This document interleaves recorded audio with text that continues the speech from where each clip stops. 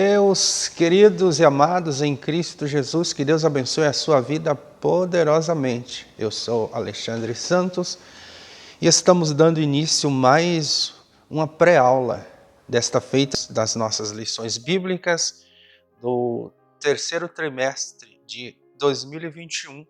Estaremos tratando sobre o plano de Deus para Israel em meio à infidelidade da nação, as correções e os ensinamentos divinos no período dos reis de Israel. Está aqui a nossa revista.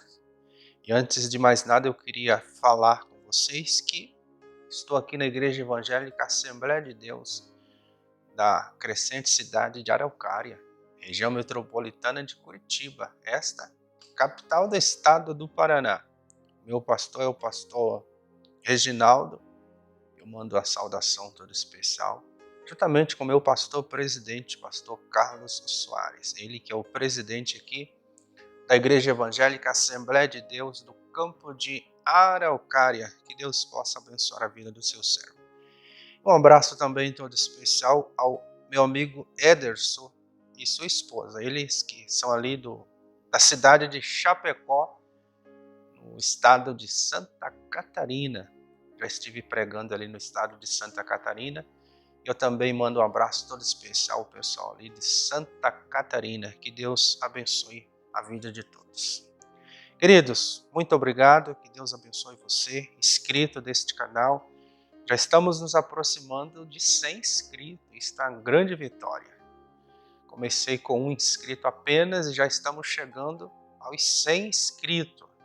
Queria que neste momento você já compartilhasse este vídeo para aquelas pessoas que são admiradores do ensinamento da palavra de Deus, especialmente os professores. Se você está assistindo esse vídeo, provavelmente você se interessa pelo ensinamento da palavra de Deus. Compartilhe este vídeo, passe para frente, me ajude a ajudar pessoas, tá certo? E esta lição bíblica, ela é muito especial, né? O comentarista, que é o Cleiton, ele ali que é subpastor de Joinville, a qual também mando um abraço todo especial. Ele que é o comentarista desta lição. Esta lição é interessante porque ela vai tratar de personagens. Tá? A última lição tratou de assuntos teológicos, essa aqui vai tratar de personagens e o que esses personagens têm a nos ensinar. E para dar início a estes personagens, chamaríamos com muita alegria Salomão. O que tem a nos ensinar o sábio Salomão?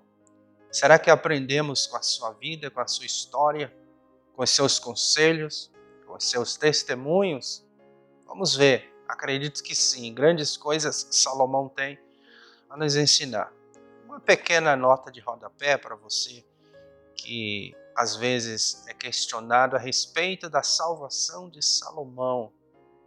Não temos este acesso. A Bíblia não nos dá o direito de dizer quem foi para o céu ou quem foi para o inferno. Não temos este poder de apontar as pessoas e dizer aquele foi para o céu e aquele foi para o inferno. Porque a salvação pertence unicamente ao Senhor. Então, quando você for questionado a respeito deste assunto, não perca seu tempo respondendo tais questões. Certa feita fui perguntado qual era o espinho na carne de Paulo. Por mais que eu seja um mero estudante da palavra de Deus, né, eu não tenho esta resposta. Qual era o espinho na carne de Paulo? Haja vista que a Bíblia não vai dizer sobre estas questões, tá certo? Então, é só uma nota de rodapé. Vamos então à nossa pré-aula. Esta aula ela vai ser ensinada no dia 4 de julho de 2021. É a primeira lição, tá? E o tema é a ascensão de Salomão e a construção do templo. O texto áureo está lá em 1 de Reis, capítulo 8, versículo 11, que diz-nos assim: E não podiam ter-se em pé os sacerdotes para ministrar por causa da nuvem, porque a glória do Senhor encheu a casa do Senhor. Primeiro livro dos Reis, capítulo 8, versículo 11. Verdade prática diz-nos assim: o pedido de sabedoria feito por Salomão a Deus aponta para a maturidade espiritual que Deus deseja para seus filhos. Então, sabedoria. Esta é a verdade prática, pedido de sabedoria. A leitura em classe está lá em primeiro livro dos Reis, capítulo 4, versículos 29 ao 34, e também capítulo 6, versículo 1, versículos 11 ao 14. O objetivo geral diz-nos assim: expor a necessidade de permanecer, grave bem isso, permanecer em comunhão com Deus. Aí os objetivos específicos são 3. Penso que começo, meio e fim. O primeiro diz-nos assim: evidenciar. Segundo, destacar. Terceiro, apontar. Então, o primeiro diz evidenciar o quê? As virtudes de Salomão. Destacar o quê? O comportamento orgulhoso de Salomão no fim de sua vida. E terceiro, apontar o quê? Os feitos de Salomão. A introdução, eu vou ler, diz assim: por amor ao rei Davi, Deus permitiu que Salomão estabelecesse um reino sólido, próspero, justo, cheio de glória e poder. Foi durante o reinado de Salomão que Israel atingiu seu apogeu na história. E por quê? Porque Salomão ele faz aliança com vários reis de sua época. Como que se dava esta aliança? Ele casava com as filhas destes reis e dificilmente alguém vai guerrear com o seu genro, né? Então, era essa uma das estratégias de Salomão para que o seu reinado alcançasse tamanha glória. E o reinado de Salomão foi o único reinado que não teve guerra, teve paz. O porquê? Porque ele estabelecia esse tipo de aliança. Prosseguindo a introdução, diz assim: entretanto, mesmo diante de toda esta grandeza, promovida por sua sabedoria, esse destacado monarca se deixou levar por interesses políticos e desejos pecaminosos. Isso aqui é um problema. Como vocês bem sabem, tem a introdução do comentarista e eu também tenho a minha introdução. Na minha introdução eu digo assim: teólogos de hoje afirmam que Salomão transcendeu a todos os reis de Israel em conhecimento, sabedoria e riqueza. Sendo Davi seu pai o grande rei de Israel, ao sucedê-lo, Salomão pediu a Deus a sabedoria para governar com eficiência eficaz. Salomão tornou-se um homem erudito, perito em ciência e douto nas questões práticas da vida. A verdadeira sabedoria provém de Deus e emana da graça de Cristo através da intercessão do Espírito Santo. Repito, a verdadeira sabedoria provém de Deus e emana da graça de Cristo através da intercessão do Espírito Santo.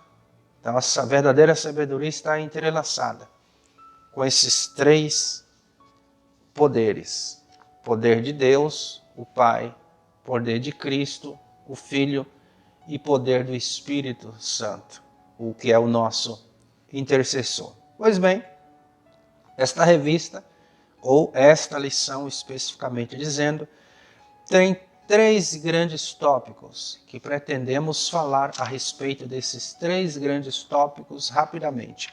O primeiro tópico fala sobre a sabedoria de Salomão. Esse é o primeiro tópico. Tá? O segundo tópico fala-nos a respeito da consolidação do poder. temos poder, mas este poder tem que ser bem manejado ou temos que fazer tudo o que queremos? Vejamos daqui a pouquinho. E o terceiro grande tópico é a construção do templo. Veja bem que a lição está dividida entre começo, meio e fim. E o bom pregador, a sua mensagem tem começo, meio e fim. Tá? E uma coisa tem a ver com a outra.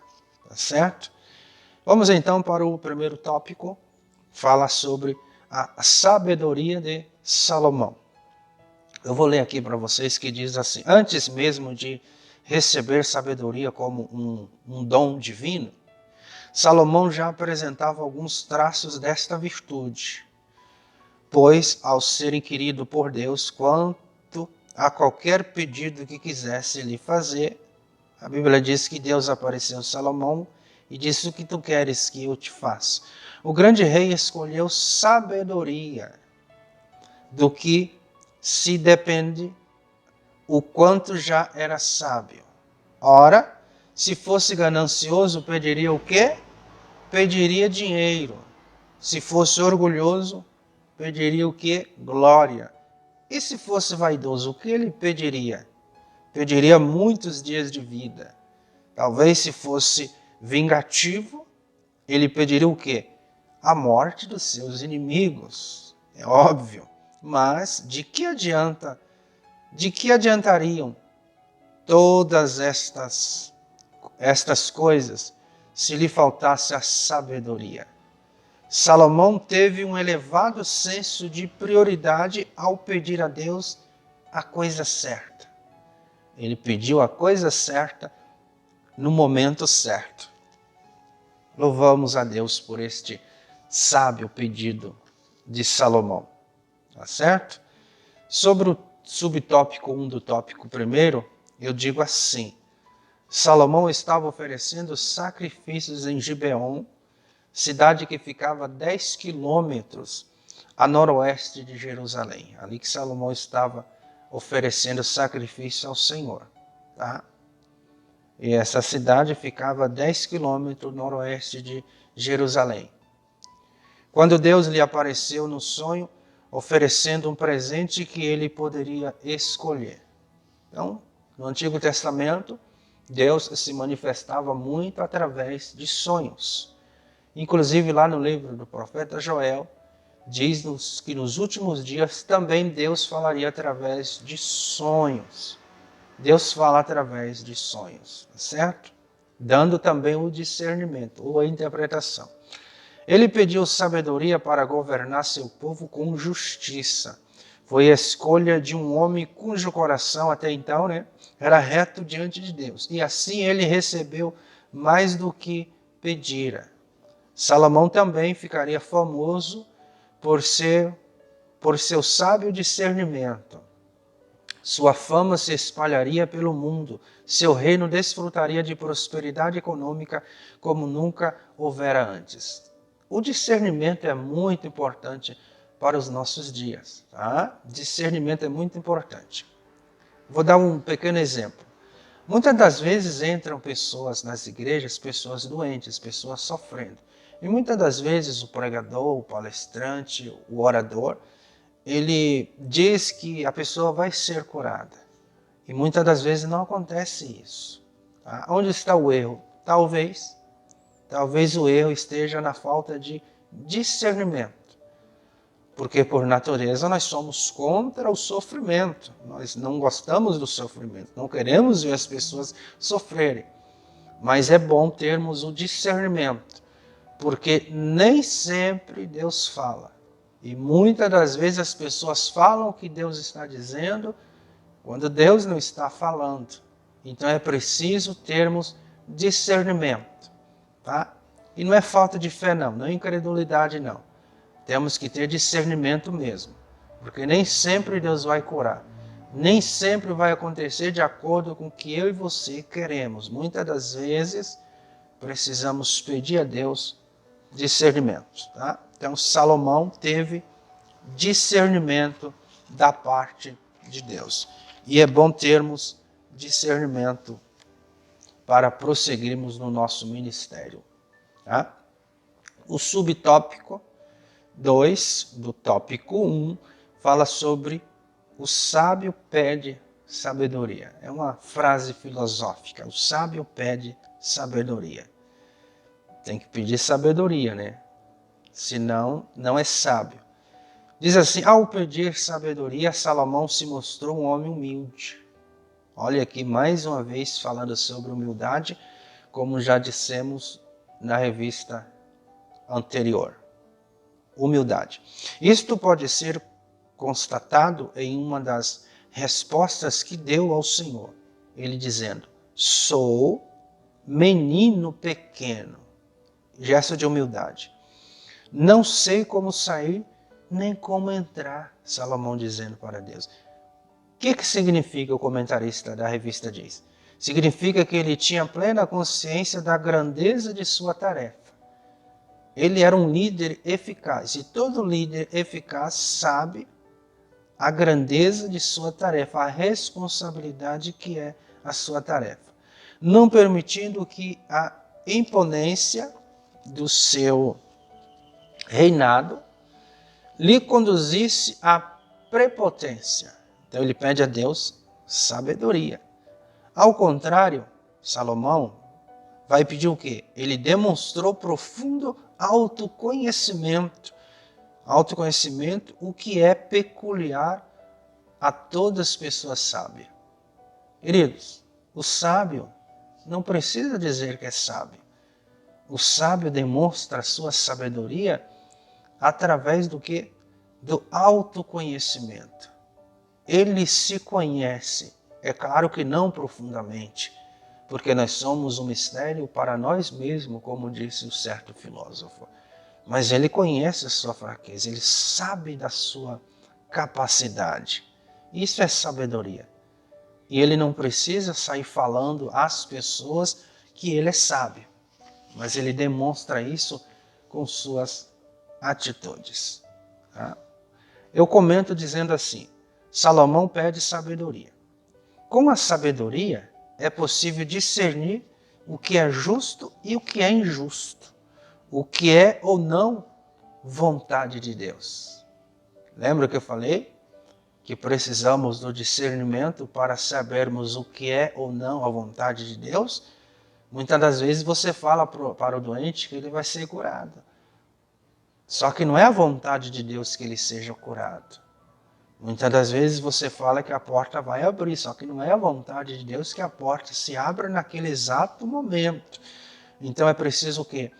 Discernimento. Tá? Preciso sabedoria.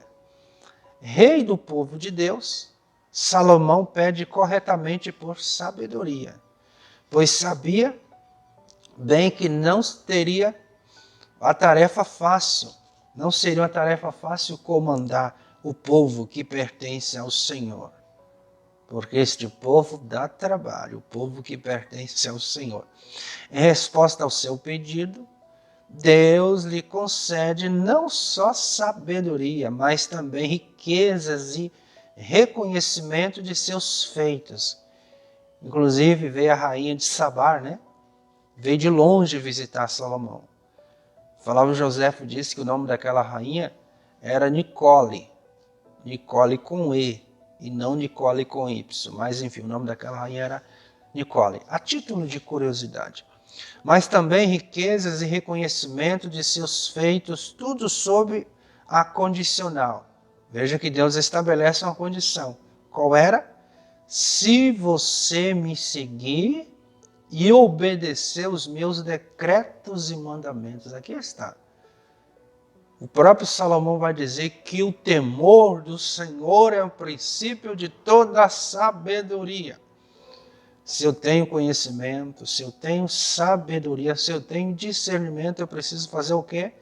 Eu preciso seguir e obedecer os decretos e mandamentos do nosso Deus.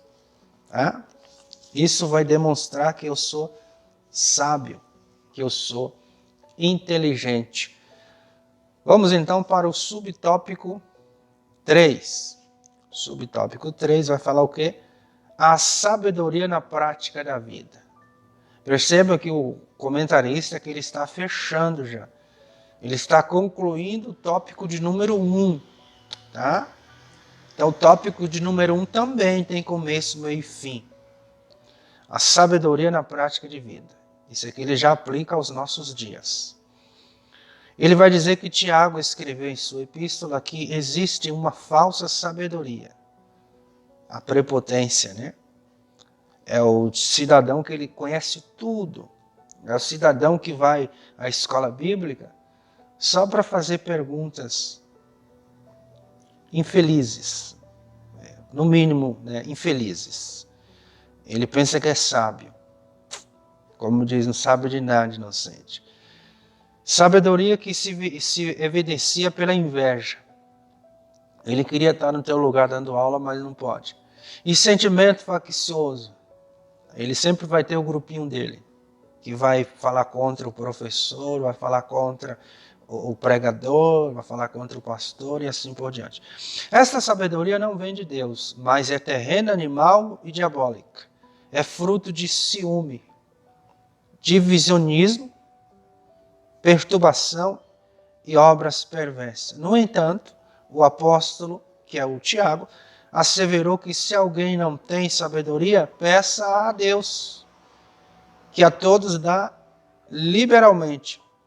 As características desta virtude que vem do alto são, marca aí, pureza, pacificação, prudência, benevolência, misericórdia, bons frutos, imparcialidade e sinceridade.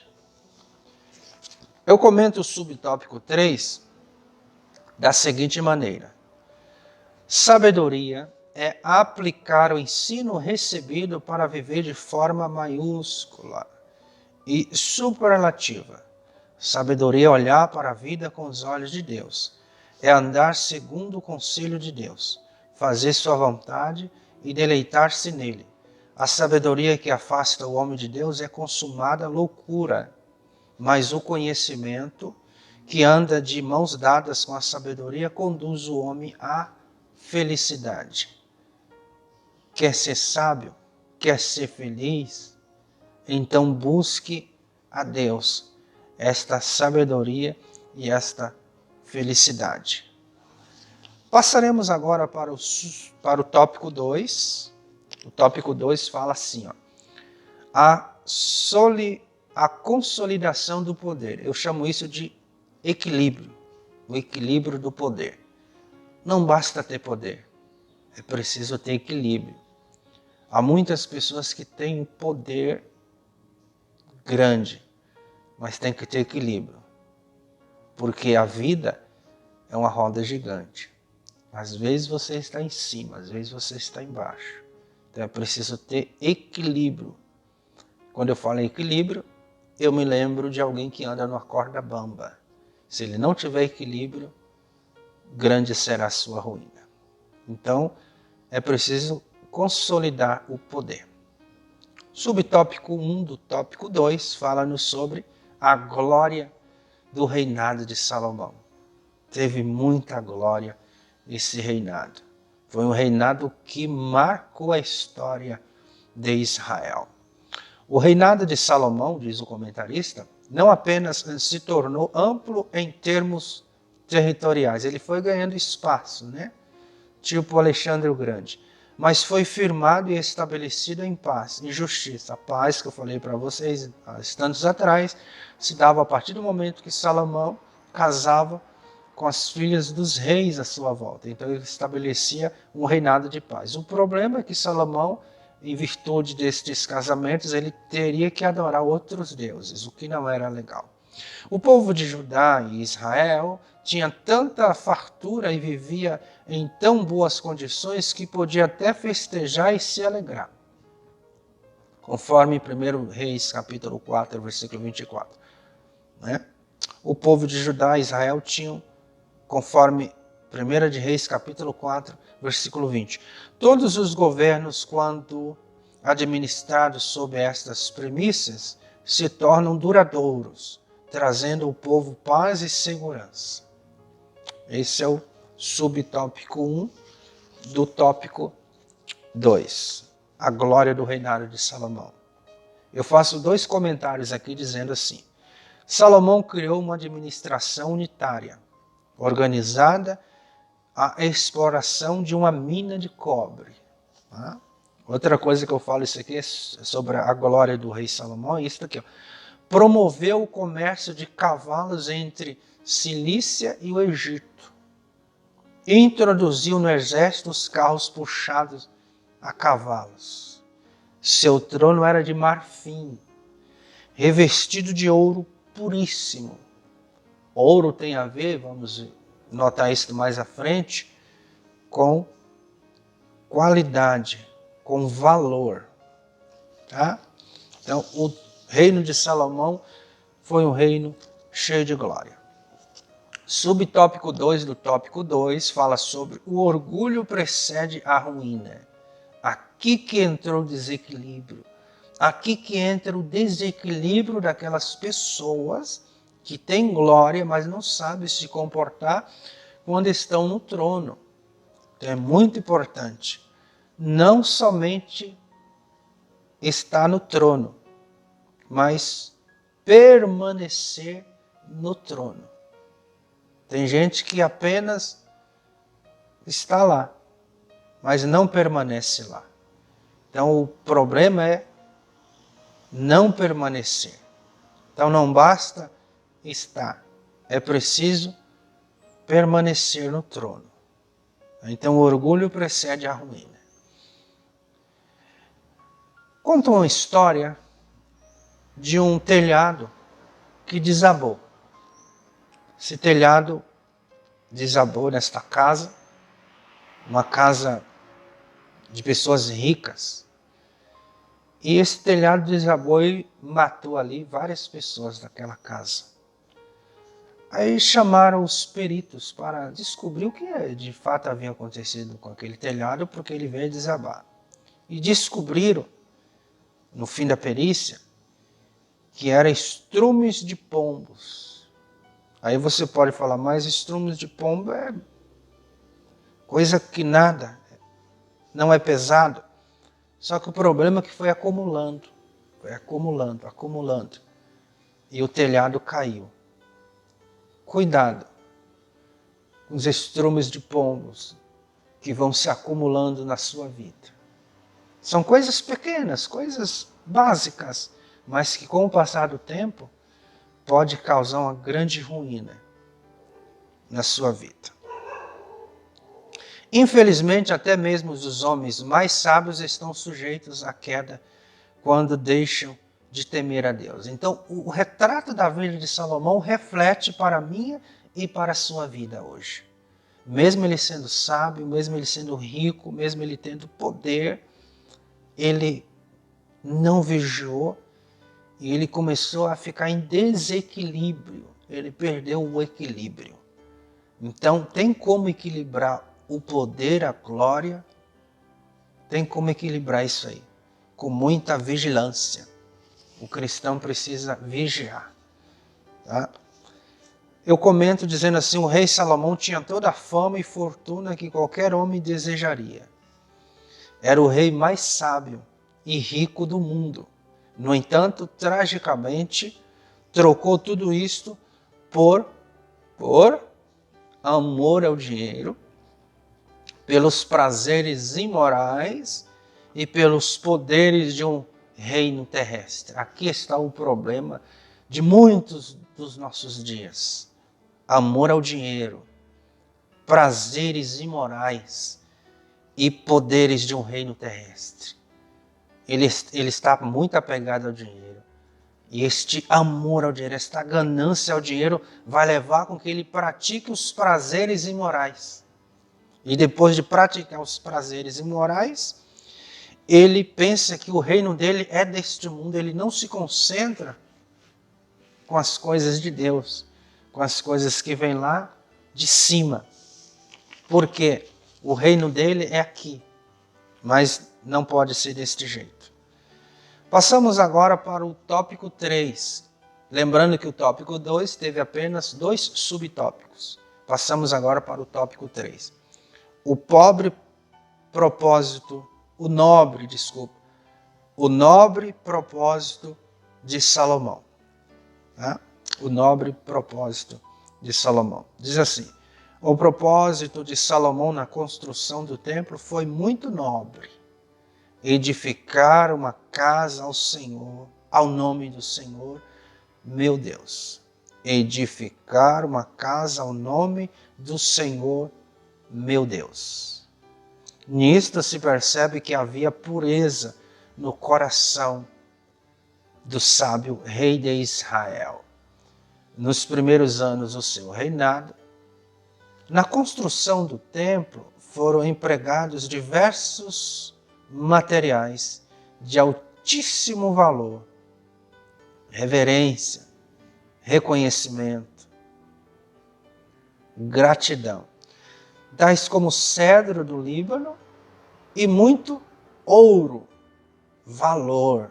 Isso aqui, ouro fala de valor, ouro fala de glória, de poder. Mas aonde este ouro? No templo. Honras e glórias ao Senhor, poder ao Senhor, grandeza ao Senhor, majestade ao Senhor. Tudo para Ele e por Ele. Todo o templo foi revestido de ouro. O lugar santíssimo teve as paredes, o teto e o piso revestido de ouro. Salomão quis demonstrar seu imenso amor a Deus, edificando-lhe uma morada de altíssima qualidade. No meu comentário, o nobre propósito de Salomão, eu digo assim, até então não existia templo para cultuar a Deus. Salomão foi o cara que deu o pontapé inicial para que este templo fosse construído. Os hebreus consideravam que qualquer lugar era bom para buscar ao Senhor. Mas Salomão,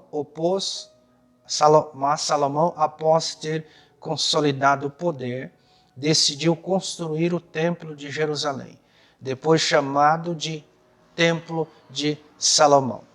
Subtópico 2 fala sobre este templo, só que não o templo exatamente físico que Salomão construiu, porque o templo que Salomão construiu, hoje só resta os muros da lamentação, o muro das lamentações. Fala sobre o templo do Espírito Santo. Esta visão de Deus centrada no templo é uma forte característica do Antigo Testamento, efetuada por Cristo na cruz do Calvário. A morada de Deus passa a ser o próprio homem regenerado. E é nesse lugar que deve haver riqueza e beleza, porque o Espírito de Deus habita nele. Então eu e você somos moradas do Altíssimo. Então eu e você precisamos cada vez mais cuidar deste templo, que é a nossa vida, que é este corpo aqui, que é o templo do Espírito de Deus. Neste comentário eu digo assim: o nosso corpo, embora frágil e mortal, é a habitação do Espírito Santo, porque ele é a morada de Deus. O nosso corpo é sagrado. Profaná-lo, portanto, é uma desonra para aquele que habita nele. Subtópico 3 do tópico 3 fala sobre a glória do Senhor. A glória do Senhor. A glória do Senhor se manifestou no templo depois de pronto, em 2 ocasiões especiais. A primeira foi quando os sacerdotes levaram a arca para o lugar santíssimo. A glória foi tanta que eles não puderam permanecer de pé para ministrar os serviços sagrados. A alegria e o temor da presença de Deus fizeram Salomão proferir uma das mais belas orações da Bíblia, que acontece a grandeza e o senhorio, o poder e a misericórdia e o amor de Deus sobre todas essas coisas. Então, a segunda ocasião que a glória do Senhor se manifestou foi quando Deus respondeu a Salomão na inauguração do templo, tá?